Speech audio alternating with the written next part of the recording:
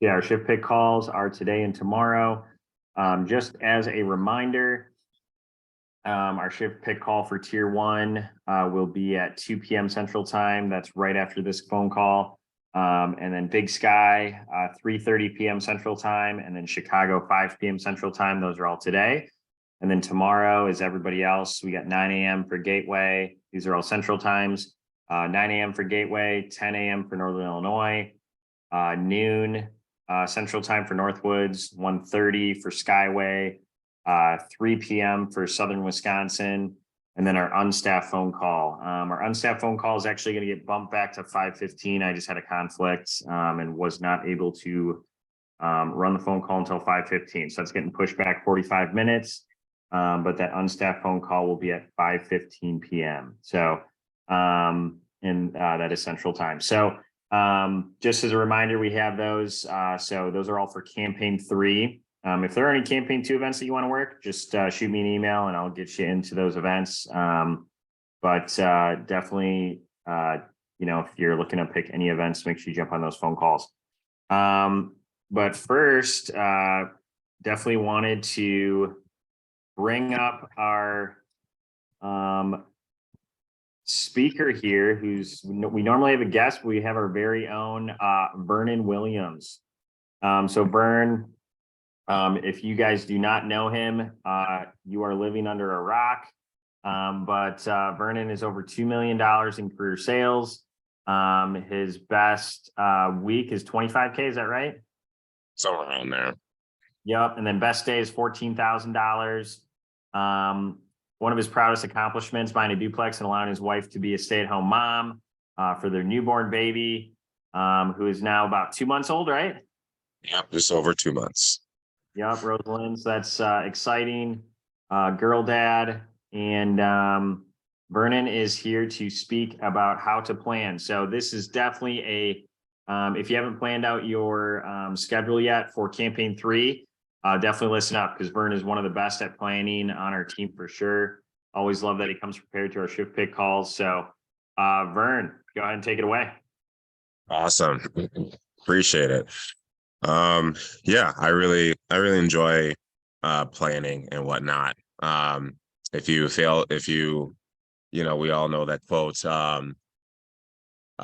Basically, if you fail to plan, you plan to fail, something like that. So, all of you just have to recognize that you're all business owners, right? Are you still running your business like the college kid selling knives, or are you running it as a CEO of your organization, right? We go back and forth between being like the boss and the worker, right? So it's actually funny because I'm here in Big Bear, California, at Brandon's retreat, and we just got done with a planning exercise. And he said how there's an interview with Jeff Bezos, and whenever he has a board meeting, obviously with his board members, they're always planning 2 years in advance. How crazy is that? So to me, if you're not planning at least a campaign in advance, then you're not like operating at a higher level. And I know a lot of CSPs, we're planning at least 1 year in advance. So I know for me, around like November, December time, I'm already planning out my whole entire next year.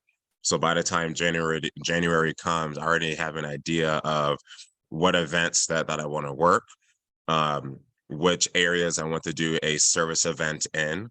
And sorry, there's like a weird like line on my laptop and I don't know what it is. So anyway, so I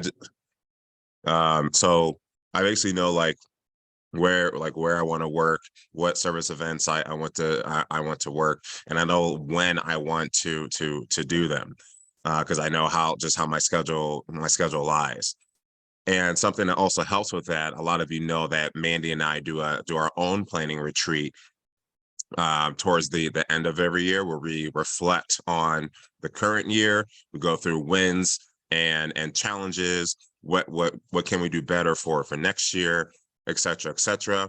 And we plan out, when we want to do whatever trips, whatever, road trips, you know, birthdays, getaways, whatever. And I already know, like, obviously what parts of the year we're not going to be doing a vacation in, right? Like, obviously July to September, you know, we're not going to be doing any, you know, hardly any, you know, traveling, vacations, whatever, right? So when I'm going through like planning out my year, I definitely know like the couple spots where I'm going to have my key events, right?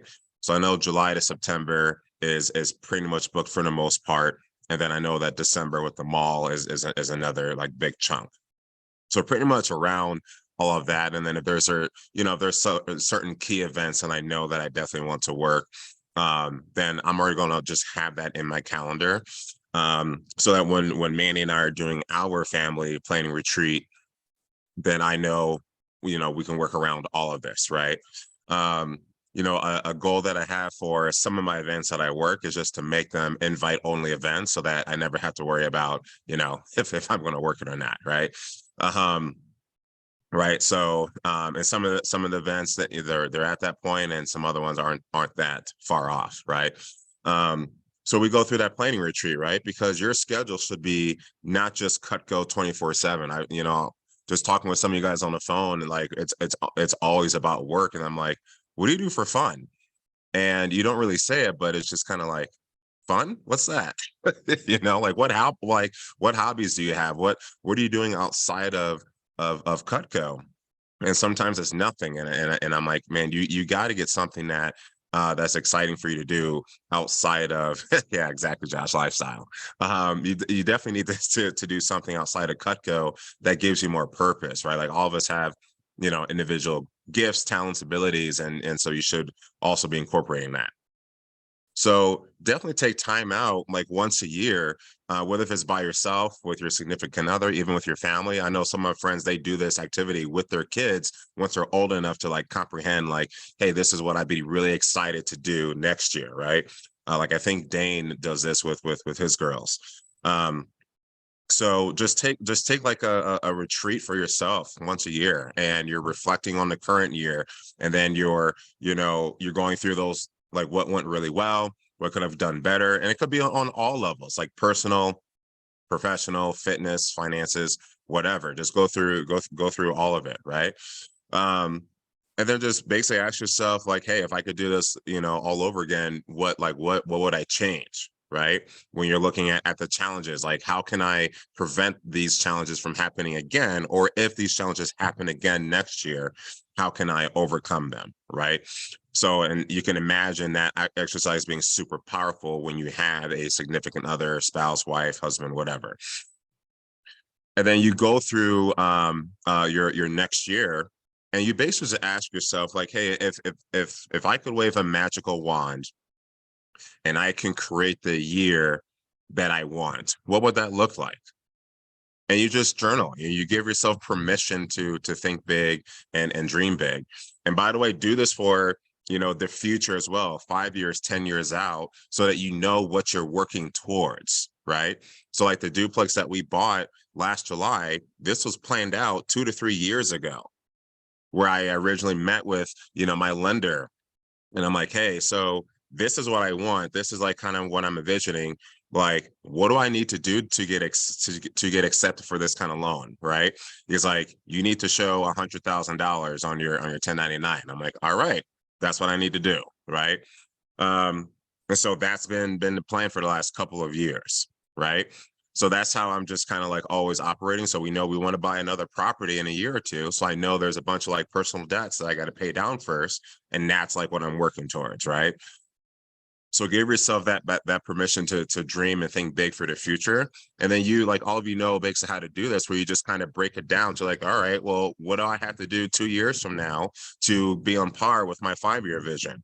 And then, okay, well, what I have to do next year to get on par with my 2 year vision, right? People do this in, you know, in the fitness world, in the finance world, and in the education world, all of that, right? So obviously we're talking specifically about business, but like, you know, fun and family and all that shit should always be first. Like your life shouldn't just be 100%, you know, work and business and all that, right? So as you're going through the year, obviously we don't have full control over the events that we want to work, but you can at least put in your schedule the weekends, the weeks, the months of like when you want to do certain events, right? Because there are, certain events hopefully that you can like build over time.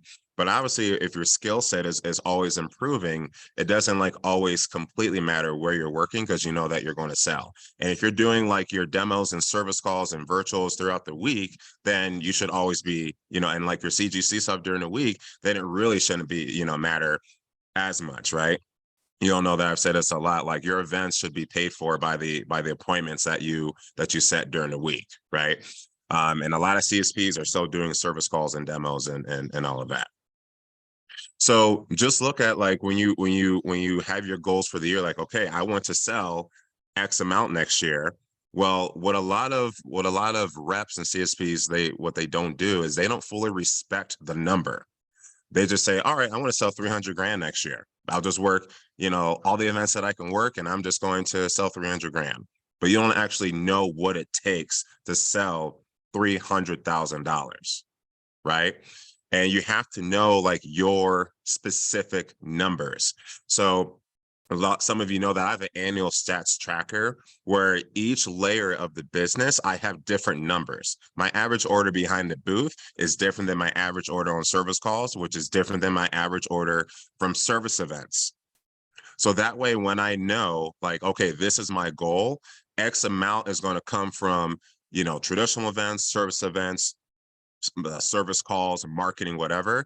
And I know in each layer what it's going to take for that to happen based off my numbers. Okay. So I know that like, okay, I'm averaging seven orders, whatever, on service events. How can I get that to 8 or 9? Right.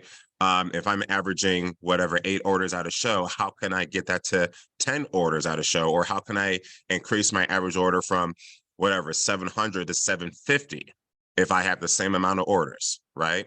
And this goes to all the planning, so you know what parts of your business you got to get better at. Okay. Also, when it comes to just planning out your whole entire year, you need to have your marketing in there as well. You need to know when you're going to be doing your sales.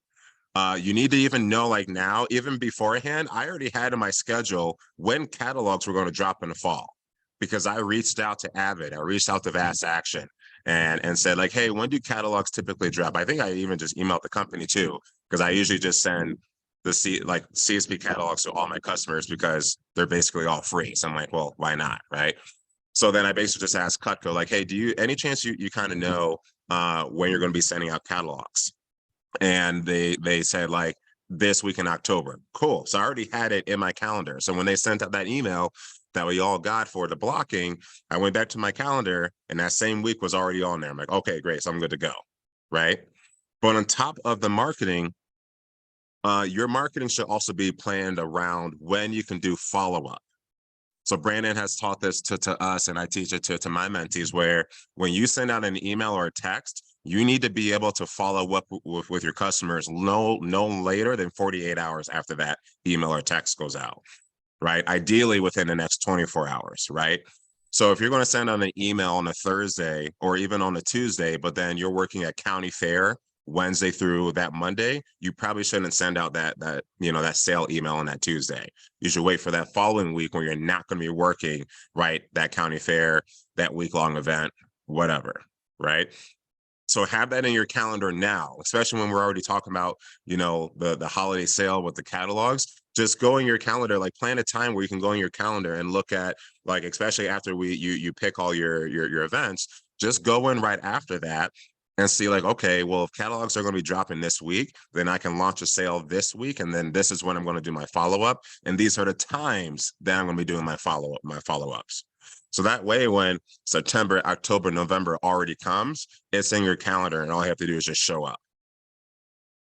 Speaking of marketing, one thing that I've been doing over the last couple of years, a lot of you know that I work with Avid, but whoever is like your marketing team, as soon as you have your events picked out, you should also have a call with your marketing team to tell them these are the events that I'm working. So these are the emails and the text messages that we have to get out, right? Nick obviously has all the calls on the calendar. So you can go in there and you know when all the shift pick calls are going to be. So then you can reach out to your marketing team and say, hey, so this day here, or what time this week after this date, can we plan just an an hour-long campaign call to plan out all of the marketing for X campaign, right? So me and Avid have like 3 campaign calls a year. But in the beginning of the year, we also have like maybe like a 90-minute marketing call for the whole entire year, just to get like the structure of everything. And then we fill in the gaps, right, as the year goes on, right? So, and especially when it comes to like your big events, your state fairs, your really big fairs, your malls and all that, for those events where you might want to do postcards, you might want to do voice drops and some extra things, you should be working on those like a couple months in advance, right? So, if you're one of those that like, oh shoot, State Fair is coming up in 4 weeks, I think I should probably like send us some postcards, right? Well, everything's just going to be half-assed. It's not going to look good. Nothing like that, right? So state fairs and malls, that's going to happen pretty much all the time. So you should be talking with your marketing team of what's going to be the strategy this year. Who are we going to send what to? When are these things going to drop, right? How much roughly is this going to cost me? All that good stuff. Like you should already know that months in advance. Okay. So basically you should always have an outline of the events that you want to work, or at least know like, okay, I know these weekends I want to work. And like when I come up to these to the shift pick calls, I always have like 2 or 3 events that I want to work for each weekend, so that if I don't get the certain show that I want, I have a plan B, I have a plan C, etc. Right. So I'm not scrambling through the calendar like, oh shoot, okay, Nick, why don't you pass me? I'll come back. Like, no, I'm like, all right, that show got picked. Boom, I'm gonna do this one. Right. So that's how it should always be. Okay. So just always be operating. You just get to the point where you're always operating at least like 1 year in advance with knowing like the overall structure, but then definitely be planning things just like one campaign in advance. And so, and like the next like stage I'm working towards is just where I don't ever have any gaps in my like Monday through Thursday. So as I get back to doing more appointments during the week, then I'm always operating 2 to 3 weeks out when it comes to like those, those week to week appointments and whatnot. I don't know how am I doing on time, Nick? Doing great. It was awesome. Okay. Awesome. Cool. So even if you've never done this before with like, partnering with a marketing team and all that, then just start now. We're doing all the shift pick calls, today and tomorrow, then the next 2 days. So you can be emailing Vast Action, you can be emailing Avid, and you can ask them, cool, when can you hop on? When can we plan an hour call to talk about campaign 3? And just start to happen with that. And as soon as when the shift pick call is going to be for campaign 1, reach out to them and see when you can get a call for that, right? Go in your calendar now after you pick all your events for campaign 3 and see when you want to do that planning retreat for yourself, for your family, whatever, where you're going to take a whole day at least, where it's just you to reflect on this year and to plan out 2024. And I promise you, you're going to feel so much better. You're going to feel so much more powerful and just so much more confident going into 2024. And having like a full legit business plan where where each amount of CPO is going to come from when you just look back into your business plans. One of my mentees was like, this is like the most tedious thing that I've ever done, like filling out the business plan, but I'm so glad that I did it because I know exactly how I'm going to hit my numbers, right? So I really encourage you to do that. And of course, if you have any questions, just let me know. But that's like honestly like what I have when it comes to planning. I just know like the bulk of my events that I want to work. I know when I want to do my service events. I know like for me, I do like 2 main rounds of service events. I do one in May because I don't have a lot of traditional events in May, and then I do my other round like October, November kind of thing, right? So what's great is if you already have that in there, when it comes to service events, I like to have And I'm not always perfect at this, but I like to have everything, like all the locations, everything booked, ideally, like a month and a half in advance, so that my customers get their first email, their first touch 3 to 4 weeks in advance, right? Having a newborn kind of screwed that up this year, but that's okay. But in the past, that's usually how it is. Because obviously most of us do our service events, you know, during normal business hours during the week. So I just want to give my customers a little extra time if they need to make adjustments in their work schedule, right? So, you know, there's a reason why Nick has a 14-day like limit on service events. And if you don't do it in time, you're going to get charged, because he has to plan all that with Cutco as well, right? So do him a favor and do yourself a favor and just have your service events planned out, you know, like at least like a month in advance. So, but that's what I got for planning. I don't know if we have time for a Q&A, if anyone even has questions. Yeah, definitely have some time for some Q&A here. I'm just typing this in the chat here, but have a plan A, B, and C for event shift picks. So you're not scrambling if somebody picks right before you, or even like in that round. Plan out service events at least a month in advance. But sometimes even 2 months in advance is great. And then, you know, scheduling marketing too, like even catalogs, like that's great. I know I do the same thing. I schedule my marketing in January with Fast Action, sometimes even the year before, like November or December. But it's like getting all that marketing scheduled, because then all they do is they email me and be like, okay, Nick, you ready to approve this? And it's all done, but you got to plan it in advance. So I appreciate you sharing that, Vern. And then, you know, work throughout the week, so your, you know, your events are paid for, especially if you're working an event that weekend. I know earlier in my career, it's like I would do, you know, 15 to 20 appointments during the week, and then I'd do a show on the weekend. And then if I didn't have a show that weekend, I just had the weekend off. So it was great. Like a job. So I definitely got some nuggets. Appreciate it, Vernon. Does anyone have any questions for Vern?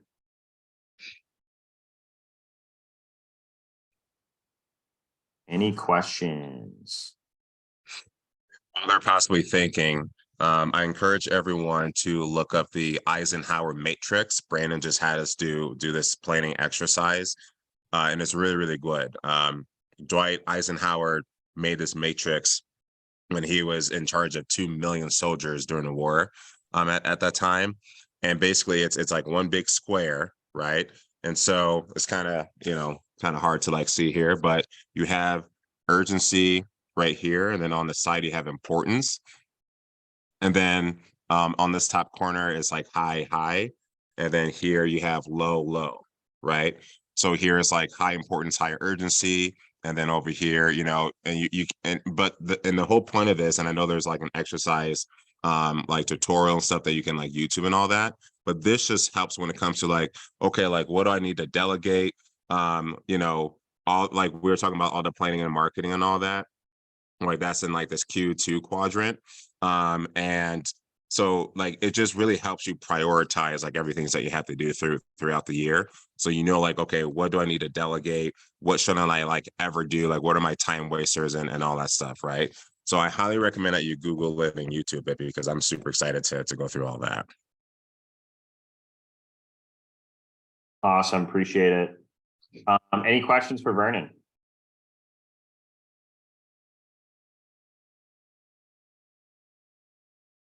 Gotta be one out there. I can't tell if Josh is raising his hand or if he's just stretching or something. Oh, flexing. There you go.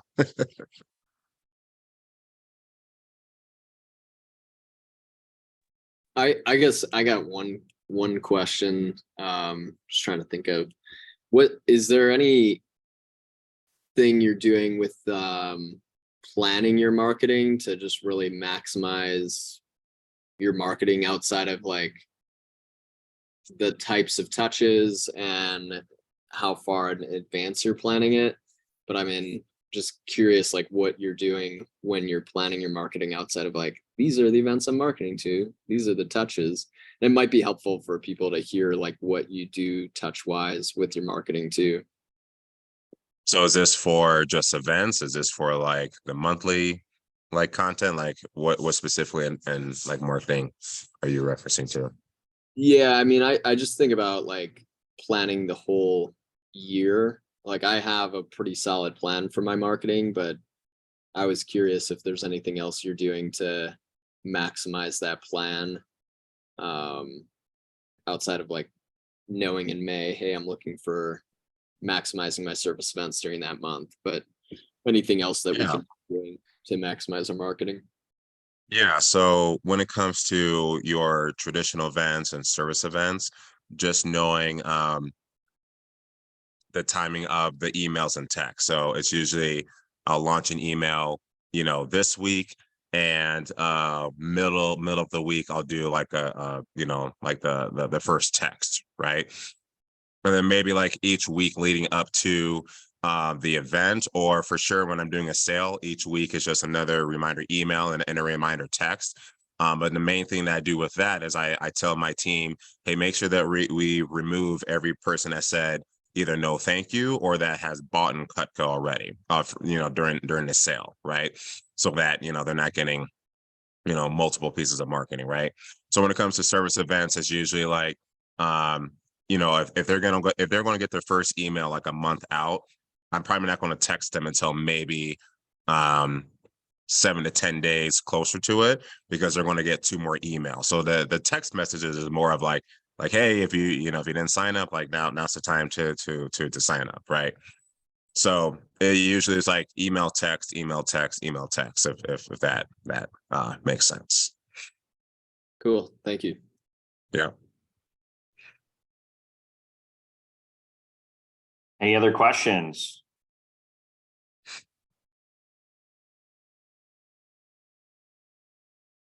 I did have a question for you, Vern, because I know you've been working the mall for many years, and I know there's many people on the team that don't do malls yet.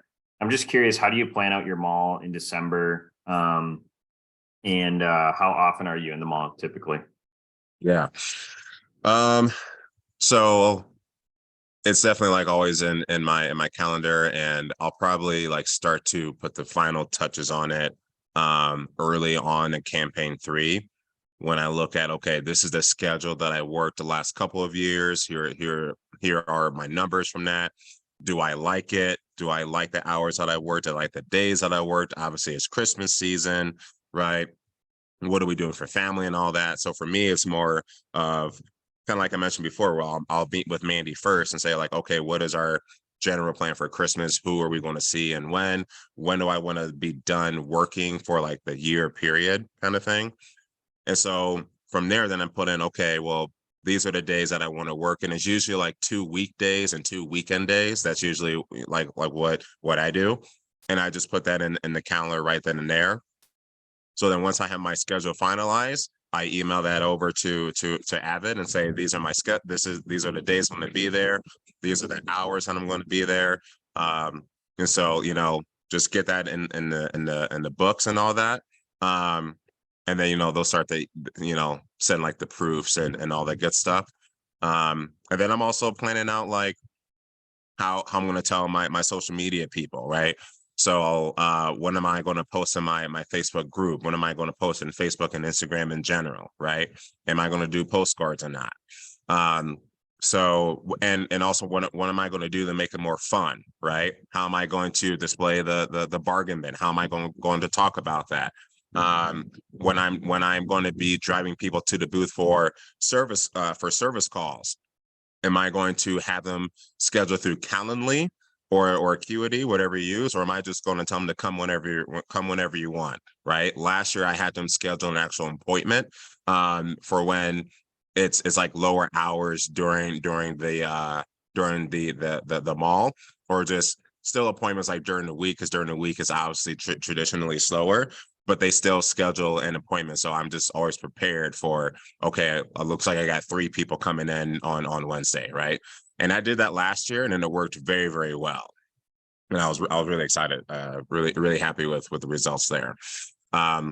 So just knowing all of that. So yeah, I start like finalizing that early on in campaign 3. Yeah, I love that. So it's like, because obviously during the holidays, during the week, sometimes malls are a little slower. So I love that, drive some service appointments to the mall, just to keep you busy and keep you in front of people. That's awesome. It's a great idea. Um, awesome. Does anyone else have any other questions for Vernon? Okay, I got a question. Go for it. So, basically during the week, what do you aim for? Like, is it a CPO number you're looking to generate during the week? Or is it like, X amount of activity and it's not necessarily attached to CPO? Yeah. So like I know what I want to do roughly each month in campaign, but I don't like stress out much about it during like the week. Like, okay, I gotta hit like whatever, $5,000, $10,000 this week. But I definitely do what you said, Tuck, where I focus more on the activity, right? So I'm like, all right, I want to make my calls from 9 to 10 a.m., 10 to 11 a.m., to get team meetings booked, service calls, client check-ins, whatever. So I mostly like make a plan for the week, and then I'll time block those activities in my week, right? So I'm like, all right, these are the things that I need to get done, phoning, planning out calls, planning out whatever, and then I'll time block those activities in my calendar so that I just show up to them.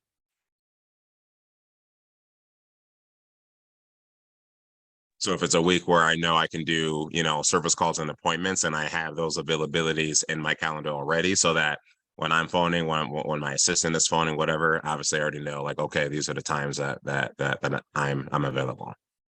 So like for my service center that I have, I have that schedule already out there on Calendly. So when customers book, it's times that I already have planned for that.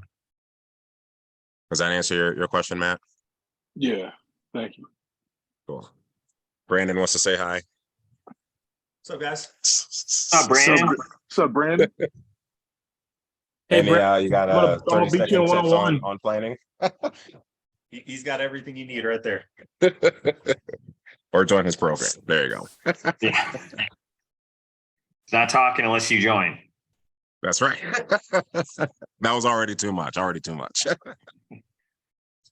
You say he'll just charge your commission account for those few words.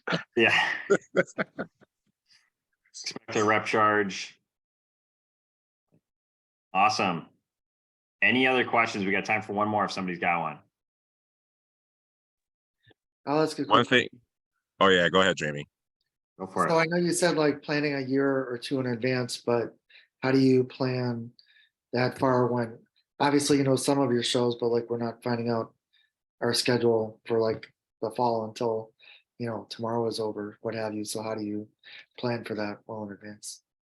Yeah, so when I'm thinking of like a few years in advance, when it comes to like the sales numbers I want to get to, for me, it's like, how am I going to get to those numbers as far as skill set goes? What do I need to, increase in my business, right? What do my numbers have to get to average order wise, closing ratio wise? Okay, I did whatever 20K for this sale last year. How can I get to 25 or 30, right? Last year, 50K at State Fair. How am I going to get to whatever 65 grand, right? And it's all about respecting that number and truly figuring out how are you going to increase that average order, because it's not going to happen by accident, right? That's why we invest in mentorship. That's why we do all these things, right? So that you can clearly see how you're going to get the numbers to where you need them to get to, so you can be increasing your skill set every single year, so you're growing every single year. But even with planning, like, yes, you may not have 100% control of the events that you want to work, but that's still why I know I want to work, like, say, this weekend. So this is my first pick, and then this is like my second or third pick. And if I don't get the picks that I want, then that means that that's just going to be loaded up with appointments, maybe run a sale, maybe a couple extra service events, whatever. Right? Because you still need to, like, if you're still planning to work that weekend or that week, then you still need to make those things happen. Find another way to get that CPO. And that's why, like, kind of like what I would love to see, especially with planning service events, months in advance, it'd be great if we knew that as a team, because a lot of these hotels like tell me and Nick, like, we see you guys all the time. If you guys told us like all the days that you needed, we would just get you like a group discount, right? So it'd be awesome. We could tell Deb and Lacrosse, like, hey, we got 10 people coming throughout the year. What kind of group discount can you give us for the whole entire year? Right. So everybody saves money. And then there might be a couple times where like, if like I'm working in lacrosse on a Monday and then like Nick is working on a Wednesday, maybe we find a day where we both can work and then like we're saving even more money and it's more fun, more fun environment. Right. So I'd love to see us get to that point when it comes to service events. But does that answer your question, Jamie? Yeah, thanks. Yeah. Pleasure. Awesome. Well, hey, appreciate it, Vernon. Know you're at a retreat right now, so we appreciate you giving back to the team and giving us the goods on planning. So we definitely appreciate it. And obviously, if you need to jump, totally understand because I know you're at a retreat. Obviously, we'll see you on the tier 1 call here shortly. But yeah, appreciate it, man. Yeah, my pleasure. Thanks, guys. Next, we have our guest speaker. Super excited to bring up Mike Tortora. So Mike got to know him a little bit here at State Fair, Texas, and I know we got some shifts this year, so together. So I'm excited to work with you as well. But yeah, Mike, he is from Ohio. He's at $2.4 million in career sales. Best week is 51,000. Is that right? Yep. And then best day ever, $30,000, which is awesome. One of his biggest Cutco accomplishments is selling 110,000 for an SC2 push. Was that last year or when was that? That was 2 years ago. 2 years ago? Awesome. Yeah. So that's that is a massive SC2 push. That is insane. So yeah, congrats on that. Obviously that's a lot of Cutco in the month of July. He's graduated from University of Akron, married with one son who's 2 years old, and can deadlift over 500 pounds. That is nuts. Did you play football or anything in college, or you just like to lift heavy weights, or what? I didn't play any sports in college. I did some intramurals, but I was a 4-sport athlete in high school. Okay, awesome. What sports do you play in high school? Football, track, wrestling, and then I played in 2 different adult softball leagues in the summertime between everything. Cool. Were you like a shot put and discus guy then, or for track? Yeah, I did short sprints and shot put. I did discus when I was in middle school, but with the limited number of events you can do in high school, I just stuck to like 3 running events, one field event. Okay, that's awesome. And then yeah, just some hobbies: working out, hiking, snowboarding, and being number 1 dad to his son. So Mike is here to talk about objections. Selling 110K in 17 days for SC2. Probably handled a lot of objections a couple years ago, but obviously works a lot of events too now. So Mike, go ahead and take it away. Thank you, Nick, for that introduction. Excited to be here. I want to start this message off by just saying thanks everyone for being here today. I know everyone on the call made the choice to invest their time to be here, which I know is not always an easy decision. So I just want to honor that and just say thanks for being here. Thanks for showing up. And I appreciate giving the opportunity to be here myself, and I hope to provide some value for you guys today. Now, I know we have a pretty diverse call today. We have people, brand new in the business, right? Maybe just got it started a few months ago, 50, maybe 100,000 in career sales, just kind of getting going with Cutco. We have people on the other end as well, Hall of Famers, people who've been around 10, 20, 30 years, going after their best years ever. And then, there's that group in the middle, right? The big group in the middle that, maybe have been here a year, maybe sold their first 100K for a year, and just looking at the top performers in the group, I'm wondering, how do I bridge that gap? And how do I become one of those Hall of Famers, one of those top reps? Well, just a little bit about, myself, my experience with Cutco. So I've been with Cutco 11 years now. I started as a college student, like I'm sure many did on the call here today. Sold my way through school, was a 2-time branch, during college. And then after school, I decided to go full-time CSP, selling full-time. Last year was my best year ever. I did about $400,000 last year. And every year, my goal is to increase my efficiency with the business and essentially sell more in less time. So this year, I'm on a mission to sell $550,000 in 9 months of the year and take 3 full months off. That's the goal. That's the mission that I'm working hard towards. But I remember in the beginning, I struggle with objections. And I've been kind of the guy that's dealt with objections in everywhere possible over the years. I've been the guy who's just accepted the objection and kind of let the customer sell me on why not to buy Cutco today. I've been the guy who's super understanding, not wanting to come off as like pushy or rude or anything, and just let the customer go as soon as they give the objection. I've also been on the other side of the spectrum where I just kind of bull through the objection and just show the next option regardless of what the customer's really trying to tell me with their objection. Now, after lots of practice and intentional focus in this area, I can say I'm something of an objection Jedi master, right? So if any Star Wars fans on the call, I'm a big Star Wars fan. So there's a scene in episode 2. It's the famous hand wave, right? The Obi-Wan, he's talking to some stormtroopers looking for some droids.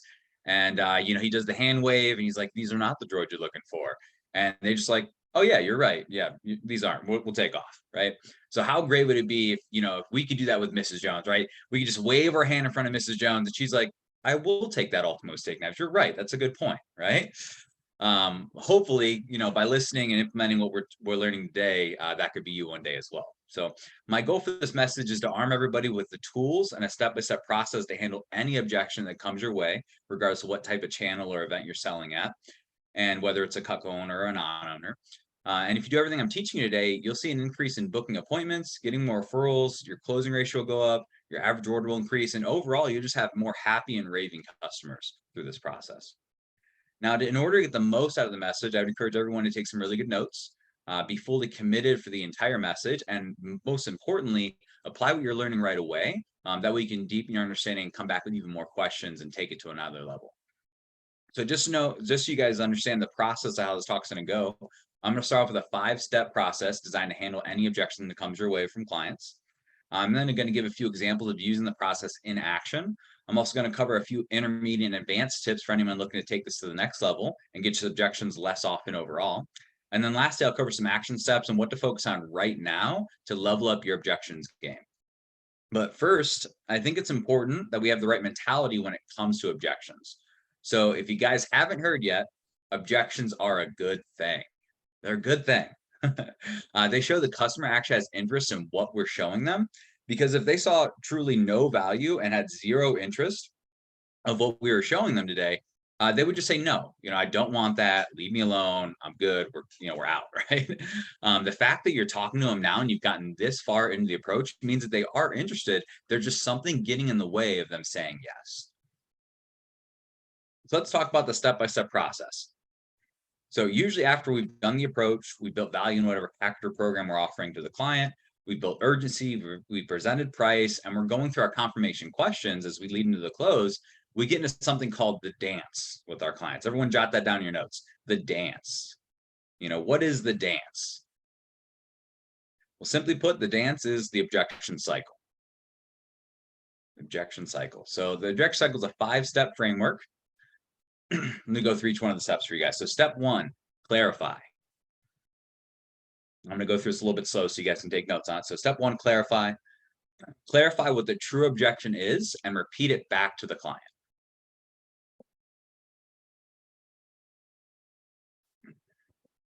Shows that we're listening, right?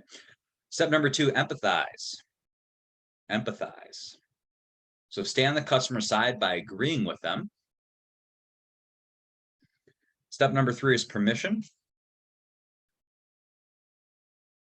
Permission.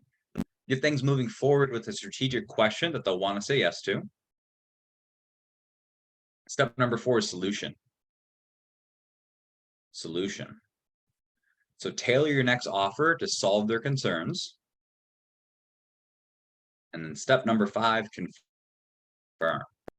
Confirm. We get multiple yeses before you actually get the yes for the order. So let's go through this process with a few examples. First example, I'm not sure if there's any event reps on the team here, as it's a events team talk, right? I imagine we're all working shows, especially right now, probably in your guys' busy season, like we're about to head in ours. But I need to think about it, right? I need to think about it. Anyone ever heard that, right? If you've worked even one day of shows, you've heard that objection. So first we clarify, right? Hey, no problem. You're more than welcome to think about it, but I'm just curious, what is it that you're unsure of? We clarify the objection, right? I will also be sending over Nick and Lucky a handout that goes with this talk that goes through all the verbiage I'm about to go through. So I don't have time to really, go slow to write everything down. But just take notes, really pay attention to how I'm going through the process and my tonality and, how I work with the client. And then there'll be a handout with the verbiage. So I'll go back through that. So clarify, right? Hey, no problem. You're more going to think about it. I'm just curious, what is it you're unsure of? Their actual objection comes out. It's too much money, right? It's too much money. Okay, so clarify and repeat it back. So you're saying you really like Cutco and you'd use it. This package is just a little bit too much money right now. Yes. Okay, cool. Now we're actually on the right objection, so we know what to handle. Step number 2, empathize. Hey, no problem. I could see how you could say that being the first time you're looking at investing in a high quality set of knives. I've actually heard that from clients before, but once they consider how long they'll have their Cutco, how often they'll use it, and how much time and money it's actually going to save them in the future, they agree it's well worth the investment. Next, permission. Now, we all know that a couple good knives are better than 100 bad ones. Can I take a quick minute to show you another option that I think would be even better for you based on what you're telling me? All right, it's a very yes question. Step number 3, or step number 4, solution. The next option is a great option for you because it comes with almost everything that comes in that set, but it's way less money. So this example, we're at a homemaker, we're dropping down to the galley. We're basically just going to sell them off some of the pieces they're not getting right away, right? Butcher knife and the carving set, and position as how they could always add those on in the future, part of our upgrade program down the road. And then from here, I'm going to go through my confirmation questions. If I've already went through them once with the client before the objection came out, I'm just going to be a little bit more assumptive as I go through. But essentially, we're trying to stack the yeses before we actually get the yes for the order, and kind of preliminary close to make sure we're us and the client are on the same page, right? So confirmation questions, would you like it, or do you like it, and would you use all the pieces in the set? Awesome. And you guys said you wanted to you said you wanted to do the dark handles. Okay, and then we're doing the honey oak on the block. Awesome, that's gonna look great together. And then are we paying it all at once, or do you want to split it up on easy pay? Welcome to Cutco family. It's a very assumptive confirmation close. Next objection, we'll be back. We'll be back. No, you won't, Mrs. Jones. Biggest smokescreen out there, right? If you haven't heard yet, we'll be back is the biggest smokescreen objection out there. So it's really important we clarify whenever we get this from the client. Hey, no problem. You can definitely come back, but if you don't mind me asking, what's the biggest thing holding you back from getting Cutco today? So this could really be anything, but it's really important to come, find the real root of the true objection here.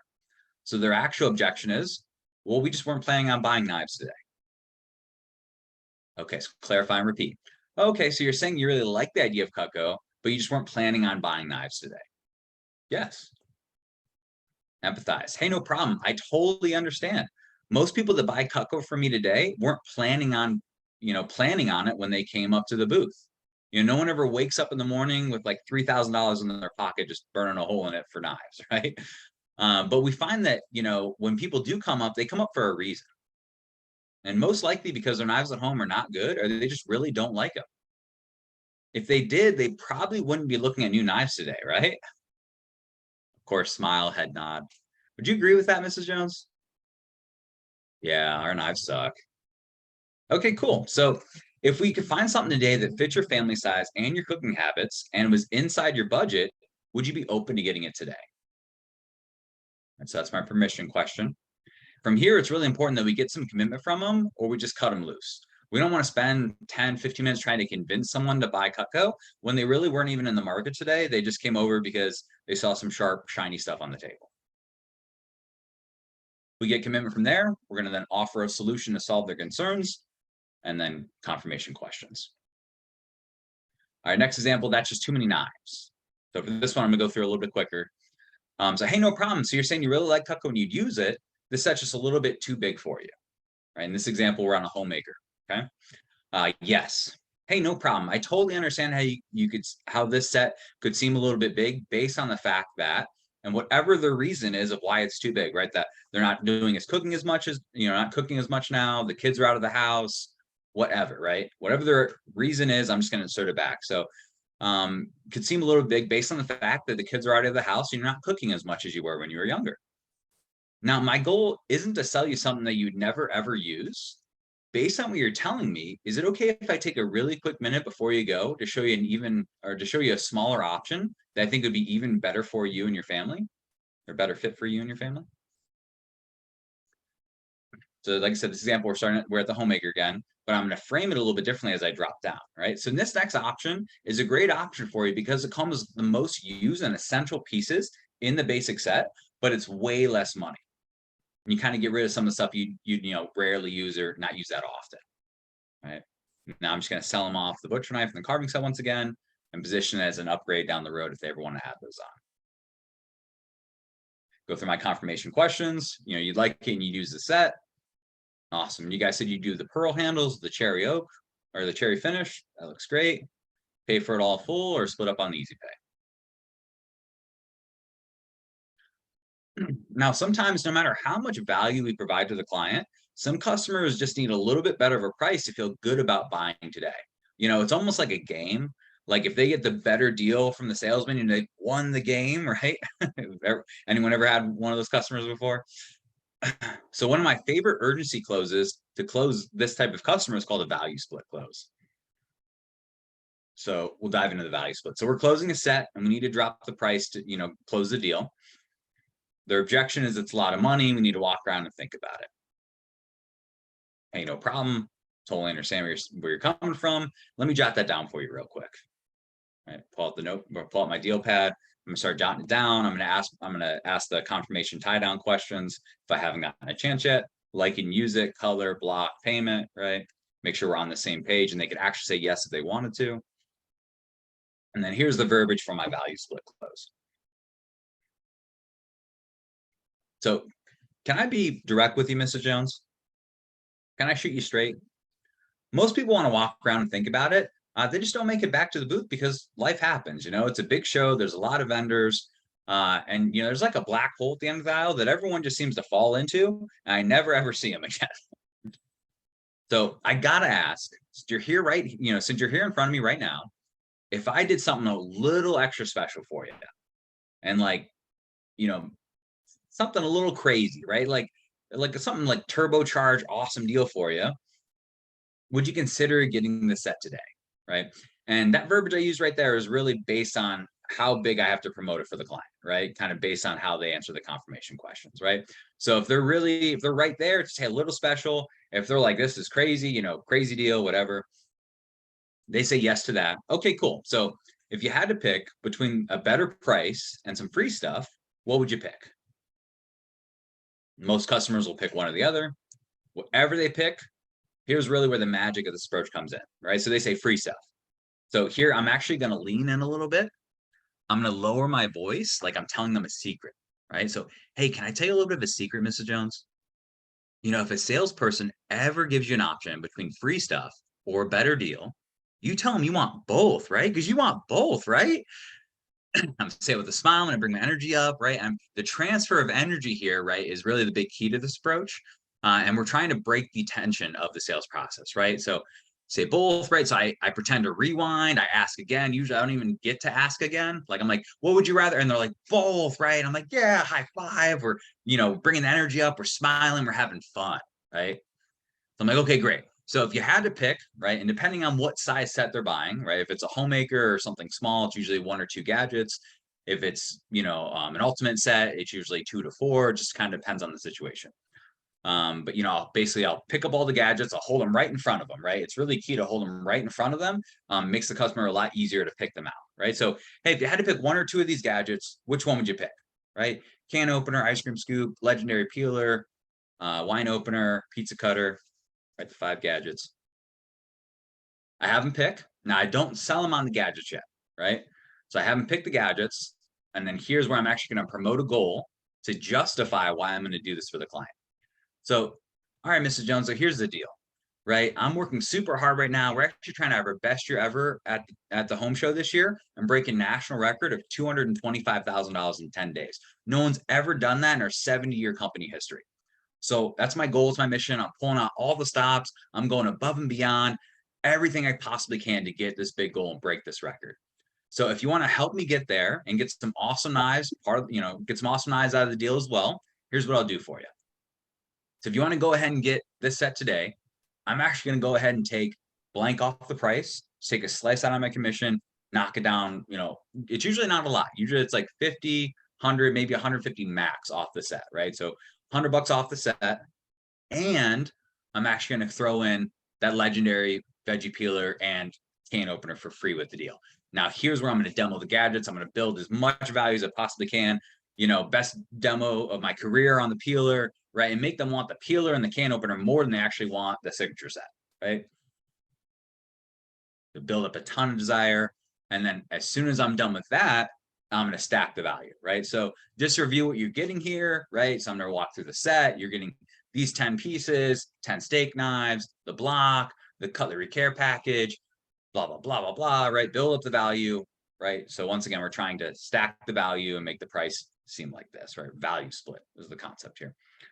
And then my ending verbiage of this is, so if you guys like it, if you use it, if it fits the budget, it just makes sense to get it today while you're getting such a crazy deal on the set. And then I go right into my confirmation questions. So you guys like it and you'd use the set? Awesome. And we're doing the pearl handles. Okay, and then the honey yolk. Oh, that's gonna look awesome in the kitchen together. And then are we doing all at once or you want to do it on the easy pay? Welcome to Cutco family.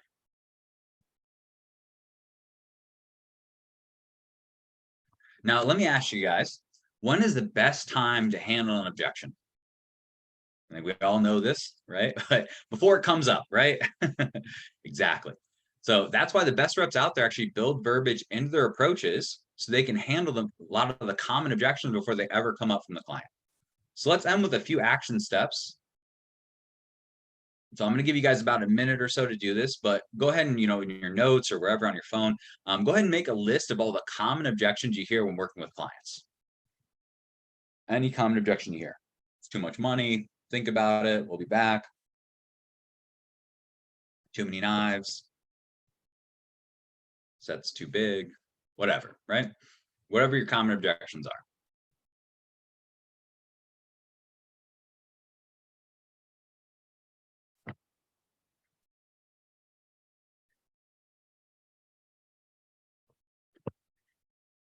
So if this is a short list, you've probably been working on your objections game, which is awesome. If this is a long list, we got some work to do. But as we look at this list, you know, what are you hearing the most often? Right? I want you guys to start like the top 2 or 3 objections you're hearing the most often, or that you struggle with the most. Right? So when Mrs. Jones says that, you're like, oh, here we go. She said that. This isn't going to go well. Star that one.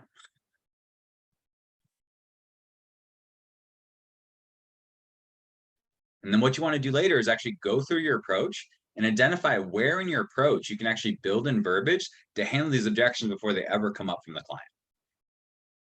Now, if this is something you're not hearing very often at all, I would come with kind of a one-off way to handle that when it comes up, you know, 1 in every 50 interactions.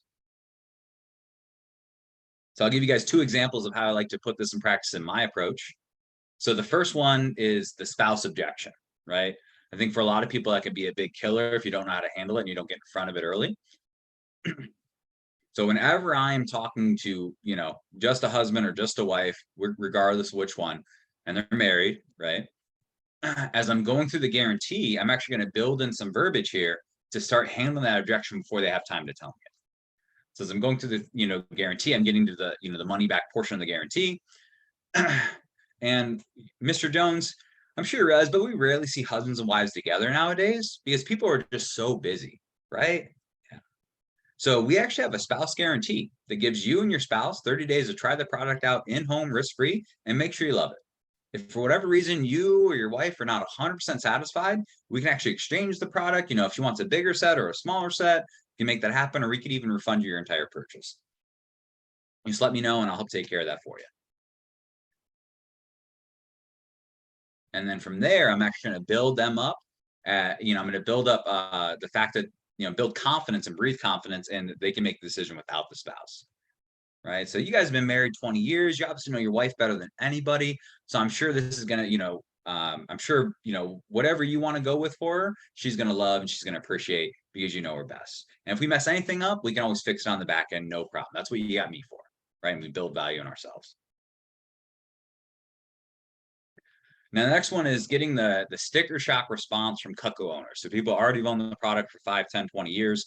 You know, we show them the price on the upgrade and they're like, oh my God, $2,000 for the upgrade. That's crazy. And you're like, what do you mean, Mrs. Jones? You have a homemaker set, right? Your set's almost $2,000 by itself, right? So if that is something you're dealing with, that's an issue. Before I present price, I'm going to build in this verbiage with Mrs. Jones. So, hey, Mrs. Jones, I'm sure you remember that Cutco is not cheap because it's high quality and lasts forever, right? That's why you've had your set for X amount of years, right? Whatever long they've had it. And you still use it every day and you love it, right? Of course. So, and do you remember how much you actually paid for the set when you got it originally? Now, if they're way off the mark, right, I'm going to give them kind of a realistic expectation of what they would have paid for it, right? So some simple math. When I started with Cutco 11 years ago, the homemaker was $1049. Right?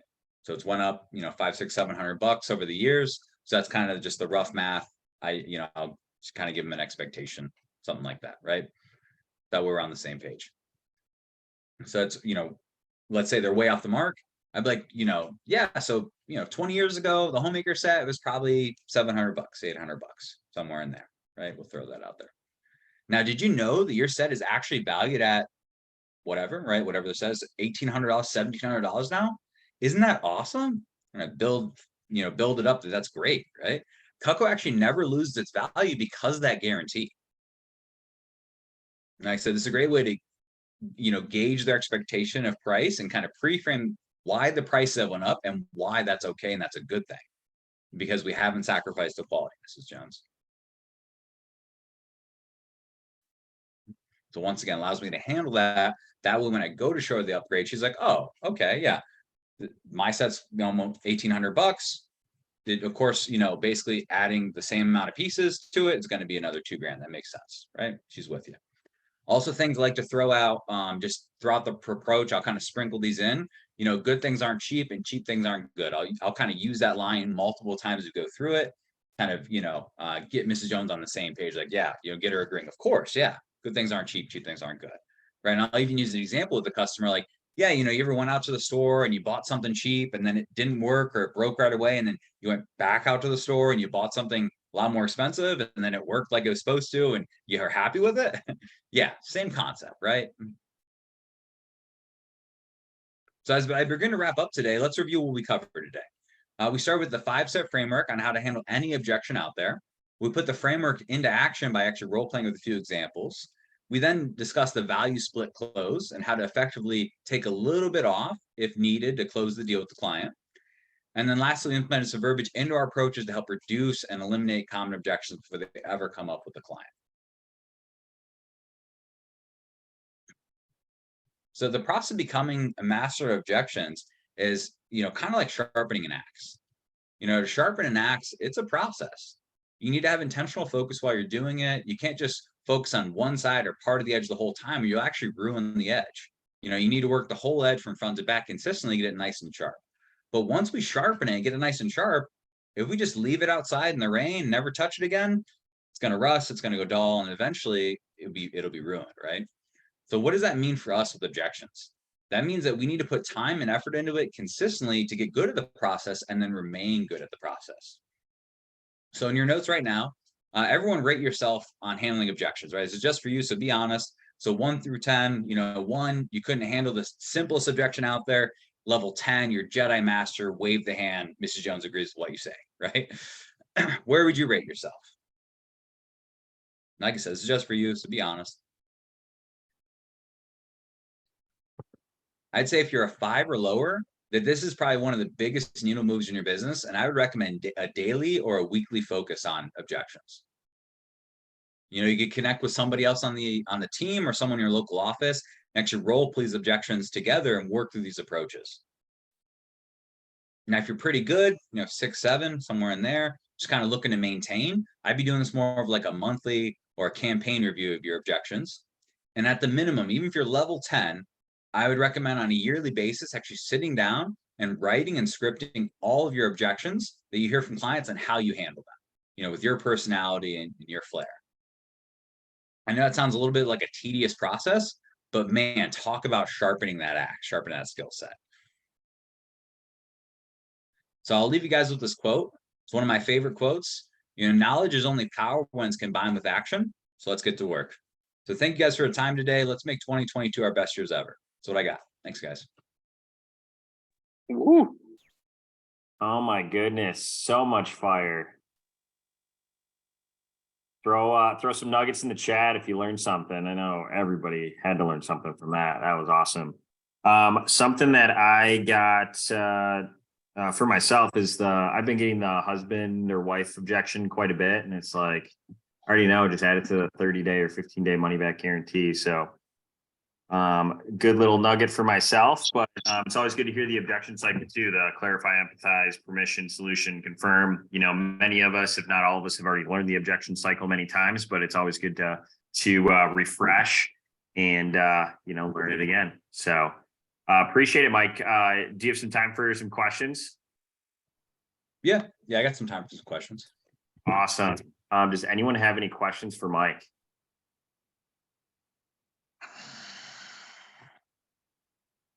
Rob, you got one? You unmuted. Oh, shoot. I'm on my phone. I missed a bunch because I was driving, so I'll just listen for a second. Thanks. Okay, sounds good. Yeah, Josh, you got a question? yeah. So I got this objection this weekend twice, and one was like the guy wasn't as qualified.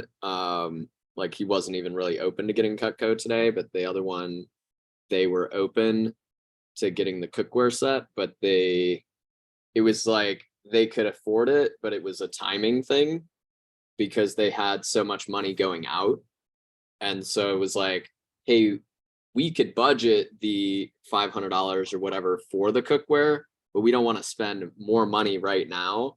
So we want to wait. And I did what I could to drop down and try to handle it, but I was curious if you have a different way of handling kind of the timing part of that.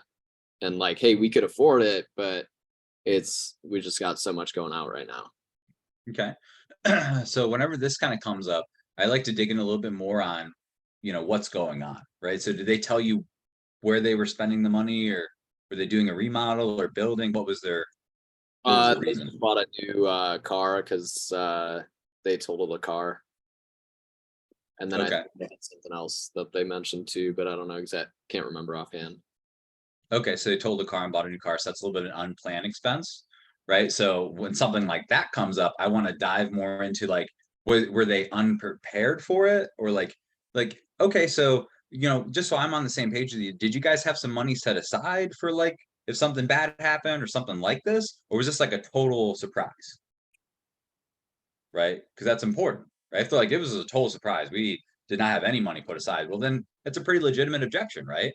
They couldn't foresee that they were going to total a car, right? So from there, I'm just going to make them feel good about it. I'm going to figure out what is in the budget today, right? Of where you'd want to start, because even if they're, like cookware, just like anything, we could always start with, a 4 or 5 piece set, or even just a skillet today, and then add on and upgrade. I would rather get them one pan today and get them experiencing and using Cutco, opposed to, a promised legacy set in the future, right? Because I know if they buy that skillet, they're going to love the skillet, and they eventually will buy the whole set, right? So I want to dig a little more in that. Now, let's say this kind of same vein of thought. Let's say they're like, we're doing a remodel or we're building or anything like that. Then I try to kind of stack on what they're looking at today, part of that.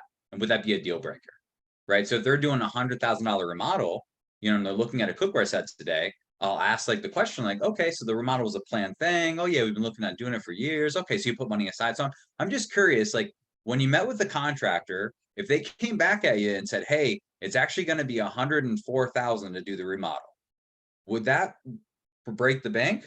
Like, would that be, non-negotiable? Would you not be able to do it? Oh no, well, we could do it. Okay, so that tells me that the money's there, right? They have the money. Then the issue is just, how do we build the urgency and show them why it makes sense to spend the money now that they have, opposed to waiting and spending more down the road, right? That's how I kind of like to tag on that. And it's a lot more like we're talking about money they've already spent or spending, right? So they're like, oh, yeah, we would spend another $3-4 grand if that meant finishing out the remodel, right? And then we just kind of roll that into the remodel for the kitchen. This is just like a kitchen remodel. right? You're remodeling your pan set forever, right? That's kind of how I like to stack it on with that. But yeah, I guess the biggest thing is really just diving into the real root of what's going on with the money and what they're uncomfortable about and what they would be comfortable with starting with. So, is that helpful, Josh? Sweet. Okay. While we wait for, go ahead, Rob. Okay, thank you. So do you use a price increase at all when they say they have to wait and stuff? Because, Yeah. Oh, yeah. okay, Yeah. If they're talking about waiting, I'm going to start bringing up price increases. I'm going to start talking about, hey, if you didn't get it at the event special now, this is what it looked like in the future. Right. And I'll kind of just do the simple math on it. Like, is by spending it now today, worth the extra $1,000 it could be in 2 years from now. Right. And like show that concept, right, of how by spending today, they're going to save more money on stuff that they're going to buy anyway down the road.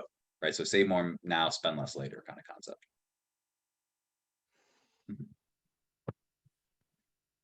Awesome. Any other questions? Yeah, I had one. Go for it, Dom.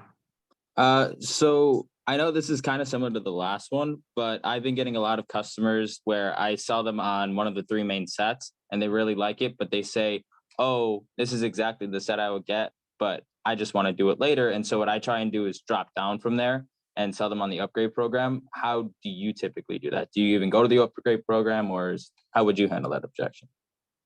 Yeah. So the objection is like kind of go big or go home, right? Like we either want to do everything or we don't want to do anything, right? Is that kind of what you're saying, where they're coming from? Yeah. Yeah. So for customers like that, right, so I really try to show them the fact that even by starting with like a 5-piece today and by doing an upgrade later, because they're, getting a discount on the 5-piece, and then they're going to get that all off of the upgrade next year or 6 months from now, whenever, they're actually saving more money by starting with something small today and then upgrading later, opposed to waiting and buying the whole set later. Right. So it's like, hey, it's more advantageous to start with something small. And then that's when I really lean into the fact that, like, hey, a couple good knives are better than 100 bad ones, right, Mrs. Jones? Yes. Right. We get them to agree to that, get that out there. Right. I'll also bring up things like, the other big thing we're missing here is there's just not enough pain in the situation. Like they're like, I like it and I'd use it and I could swing it. Right. So we've answered all those questions. They just don't see the biggest need of why I need to do it now. Right. So with those customers, I'll really dig into the pain points. Like, what do you hate? What do you love about your knives? They work, right? They usually don't love anything about their knives. So I'll ask that first. Well, tell me, what do you hate about your knives? Oh, they're rusty. They're not dishwasher safe. We got to fight with the food when we cut it. Like my wife's always like cussing in the kitchen trying to cut dinner, right? Oh, okay. So it sounds like you guys have been considering upgrading your knives for a while now. I knew you were here for a reason. Right. So that's kind of the framing and the verbiage I'm using with them, right? Really get the pain point out there of why it makes sense to do it today. Right. So yeah, with that, really you just got to dig more into the objection and working with the customer and going through that cycle before I determine I really need to drop down here, right? Now with those people, I'm gonna ask you a follow-up. Are we asking the question like, so the confirmation questions, like you'd like it and you'd use the set, right?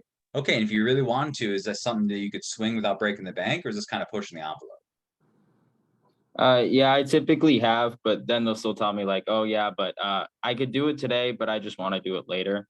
And so, yeah. Yeah.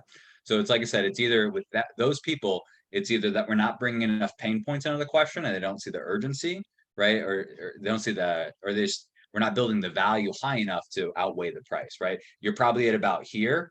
That's why they're like kind of 50-50. So if we can get the value to here, then they'll do it, right? So that could be like the value split close we talked about, where we take a little bit off and we throw a gadget in for free or something like that, to be like, oh, okay, well, if I'm going to do it anyways, right? Like the verbiage I use, like if you're going to do it in the future anyways, it just makes sense to do it now because you guys like it, you use it, you could swing it, you're getting the crazy deal, you're getting the free stuff, you're getting the cutting board, and just build up the value. And then, oh, the best part is you get me, right? You get a personal concierge Cutco rep. If you need your knife sharp in the future, if you want to add stuff on, get gifts, like I'm going to be your go-to guy to help you with all that stuff in the future. And don't discredit the fact how much value you can bring for the customer. Thank you. That really helped. Go down. While we Awesome. wait for any other questions, I'll throw out, so I know you run a lot of teams, Nick. Is this Yep. team part of the Seth Kinzer team? No, Seth and Bird are a separate team. But I mean, many of us know who Seth are, obviously. Okay, so yeah, everyone on this call I'm sure knows who Seth Kinzer is. I'd really recommend, a few years ago, Seth gave a talk. I believe it's right on YouTube. You can find it. He explains how he sold $120,000 in just ultimate sales for the year. That year, I think he was the number 1 or number 2 rep for selling ultimates that year. And in that talk, if you listen to that talk, he does a phenomenal job of literally working through almost every objection throughout his approach. By the time he gets to the end of his approach, like, it's either like they have the money or they don't have the money. Like, that's really the only objection they could throw out. Is like, we can't afford it, or we just don't want that big of a set. Because he does a phenomenal strategic job of knocking out all of the objections they could give him throughout that. So I'd highly recommend to listen to that talk. I've probably listened to that talk probably 20 times, and every now and then I'll refresh and listen. I'll get 5 more nuggets out of that talk. That's a phenomenal talk that you could probably listen to daily and still get value out of. So kind of putting this into practice. Any other questions we got? I've got one. Go for it, Q. Any tips for just like slowing down and making sure you're actually going through the objection cycle? Because like sometimes it can be it's just easy to just bark out a solution like after you hear the objection. Yeah. So the biggest thing here is we really want to follow that 5-step process. The process is going to help slow us down and really pulling out the deal pad. Right. So are you using the deal pad to jot stuff down? Yeah, but not consistently. Yeah. So I didn't go through my whole, closing process here on the talk, because that's a whole other 45-minute talk we get into. But really my process, like, objection comes out. I'm like, oh, okay. Do you go by Quentin or Q? Q? Either's fine. Lots of people call me Q. Okay, Q. So, okay, Q. Yeah. So you said you guys like the set and you'd use the set. It's just a little bit too much money right now. Yes. Oh yeah, no problem. Let me jot that down for you. Right. And that's my very next thing I'm going to do. That's going to help slow it down, because right away, the customer's going to feel like the tension release. They're going to feel like, oh, he's not trying to sell me anymore. He's just jotting it down. Right. And like, I'll even like sit down on my stool when I do it. Like, oh, let me jot it down for you. Right. I'll kind of take a seat. I'll start writing stuff down. And now, like, all of the tension and pressure is kind of alleviated. And now I can go slow with the customer. And usually the very next thing I'm going to do is I'm going to ask some kind of rapport interrupt question to break their thought pattern before I start to handle the objection. So as soon as I start writing it down, my next question is like, oh, hey, so what brought you guys to the fair here today? Did you guys see any cool booths here at the fair? You guys come to the fair every year? What brought you guys to the home show? You guys doing a remodel? And I'll ask some kind of question like that to get the thought and, get their mindset away from knives. We'll build some rapport. We'll talk about that, right? And then I'll reframe and bring it back.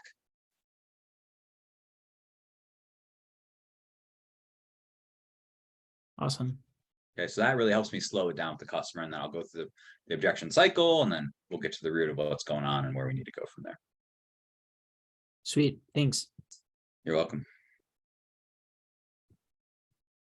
Awesome. I think we got time for one more, as long as Mike does. Yep. Anyone else got a last question?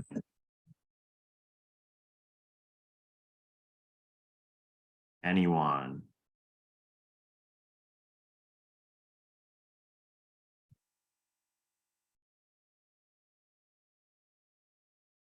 Any questions? Yeah, I was curious, just like, how often are you actually, I know you said like once a campaign if you've got objections down, but I'm just curious, like, how much are you actually role playing at this point? Role playing my objections.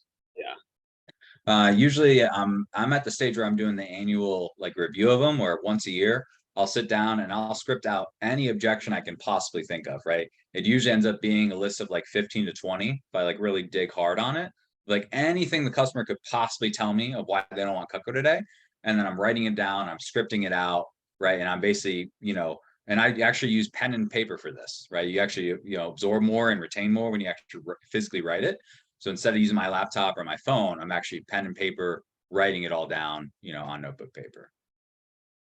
And I find that by the time I'm like, because it's the same cycle, right? It's the same process, just with little tweaks and different verbiage. So by the time I'm like 5-10 in, like it's just like, wow, like it's so naturally like coming right top ahead, right? And like I'm already, the whole goal for me is like, how can I be 5 steps ahead of the customer? Right? How can I sense that the objection is going to come and get in front of it before it ever comes out? Right? And this is really where you start, if we're talking really advanced, like this is where we're looking into body language and like, what are they, are they fully facing the booth? Are they kind of turned? Are they starting to look away? Are they confused, looking around? Are they touching other stuff? Right? Like, then I'll sense that and I'll bring in, hey, so, can I shoot you guys straight? I mean, it seems like you guys like the set, but maybe it's just a little too big for you. Right? Oh yeah. We really like a lot of the pieces in the ultimate, but we would never need this many knives. Oh, no problem. Right. And I'll just get in front of that before they get time to tell me it. Right. And that's really the next level of it, because then the customer's like, wow, it's like he knew what we were thinking. Right. Like yeah. Right. And that's really where you make a really great connection with the customer, and they're like all in, like, how can we work together on this? Right. Opposed to like, I'm the guy trying to sell you. It's like, no, we're on the same team. Right. I know I off a little bit of a tangent, but hopefully that helps, Josh.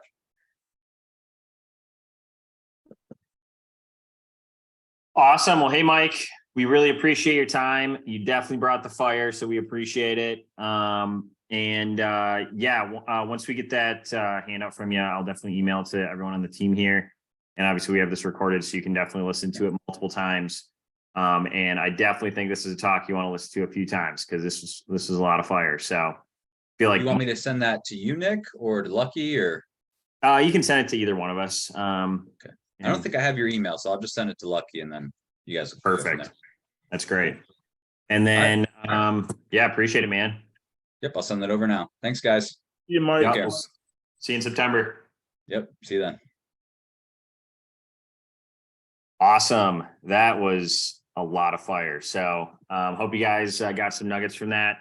Definitely want to just go over a couple things here, just to keep you guys on the same page with just updates from the team. For those of you that are on the state fair team, if you are working Wisconsin or Missouri State Fair, just a reminder, we have the retreat next week. So that is 27th is a travel day. 28th is when the meeting starts. We're starting at 10 a.m. sharp. If you are late, there is a chance that you will lose shifts. So make sure you're there on time. Just show up the 27th. You'll be fine. And then 29th is a travel day home. We do have a planned breakfast for those of you that are able to attend on the 29th in the morning. We're going to Paul Bunyan's in Wisconsin Dells. For those of you that have been to the Dells, it's a very touristy place, but it's gonna be great. All you can eat breakfast. We're excited. And then all meals are paid for. Just make sure you get there. Housing's, we're staying in a big house, so it's gonna be a ton of fun. We're gonna learn a lot. It's gonna be great. Second thing, shift picks. Those are happening right after this call, the first one. So again, I know some people jumped off after the start of the call. The first one is tier 1, which is at 2 p.m., which is in 34 minutes. Big Skies at 3:30 Central Time today, and then Chicago Division 5 p.m. Central Time. Gateway tomorrow morning 9 a.m. all Central Times. Northern Illinois 10 a.m. Northwoods at noon. Skyway at 1:30 p.m. Southern Wisconsin at 3 p.m. And then our unstaffed phone call is getting pushed back by 45 minutes. So that's actually going to start at 5:15 p.m. Okay. So if you have it in your notes, 4:30 start, we're going to start at 5:15. I just had a conflict for another fair. I have a mandatory phone call I got to be on. So we're pushing it back 45 minutes and we will go through unstaffed events. If you are in any of those divisions, you want to show up to those so you can pick for campaign 3. If you are a tier 1 rep, you get to jump on the tier 1 phone call. And then that second division that you picked for campaign 2, you also get to jump on it for campaign 3 as well. So jump on that division phone call if you want to work events in that division. So again, all of these calls are not mandatory, but if you do want to work events in campaign 3, got to show up in order to pick events. You're going to have like 60 seconds to pick. So make sure you have, like Vern said in his planning talk, make sure you have a plan A, B, and C for each weekend you want to work. And, it'll be easy to run through and pick through the events. goal is to make those calls as fast as possible so we don't have to sit on them forever. So just kind of keep that in mind. Second thing, this is going to be news to everyone here. There is currently a national industry program. Central Region is actually separating from that program. So John Kloby, Burt Wicks, and myself, we are actually coordinating an industry program for the Central Region. If you are interested in working industry events, please shoot me an email and say that you're interested. We don't have the policies and everything scripted out yet. We're currently building that and working it out. We hope to have a soft launch for the industry program for Central Region in September, and then make it an actual official program probably starting January. So goal is to get this running as soon as possible, but we got a lot of building to do before we officially launch it. But I just wanted to give you guys a heads up that if you are interested in industry events in the Central Region, that you should definitely send me an email just so we can get a good head count and keep you in the loop on what's going on. Does this mean you cannot be on the industry program for the national team? I don't know, ask Joseph. We haven't informed him yet that we're separating. So, maybe wait on that. But if you are currently on the industry program for the national team, go ahead and, keep doing what you're doing. But just know that there are changes coming soon. So, yeah. Quick question. Yeah, go for it, Tuck. If we're on the national team, do we have to tell you we want to be on the central team, or is that automatic? I had assumed that, but I'm not going to assume for everybody. So if you even if you're on the national team, please definitely send me an email. Okay. Oh, also, second question: is that all you can eat a challenge, Nick? Is the the all you can eat all onions? I don't know. They might have a t-shirt. We'll find out. I haven't been there in years, so All right. maybe they got a 50-ounce something. Man versus episode. Yep, for sure. I'm sure there's a t-shirt somewhere. There's got to be. We'll ask him. Be like, hey, if I eat this many pancakes, will you give me a t-shirt anyway? Any other questions about anything I covered for the retreat, shift picks, or industry?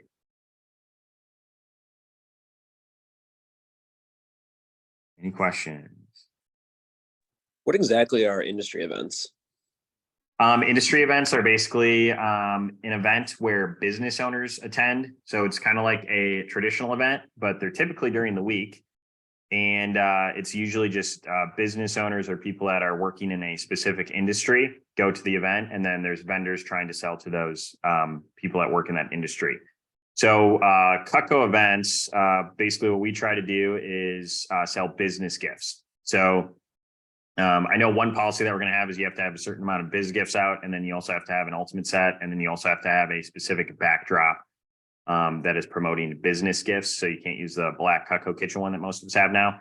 You actually have to have a specific business gift backdrop. So that's really the goal, is to sell business gifts to clients. And that's really going to be the main focus. So that's they are very expensive typically. So obviously keep that in mind. So if you are selling less than $100,000 in a year, we are probably not going to invite you to be on the industry program. But if you are a CSP that is selling, 150, 200, 300, 400, 500K plus, I obviously, would love to have you on the team, because most of these events, as Tuck knows, as Josh knows, as Vernon, who's, he's at his retreat, but these cost anywhere from $4,000 to $6,000 typically on average. Easily. Or less, sometimes they're more, but yes, they are very expensive. If it's at the McCormick place, it's 4 bands minimum. Yep. That checks out. Makes sense. Yep, for sure. But yeah, it's a great program. It's some of the events are doing well, some are not. And if you are really good at follow-up, those are the people that typically do well with industry, because you might get an order at the event, but most of the time it's from your follow-up and actually keeping in touch with that contact. So hope that answers your question. Any other questions about anything?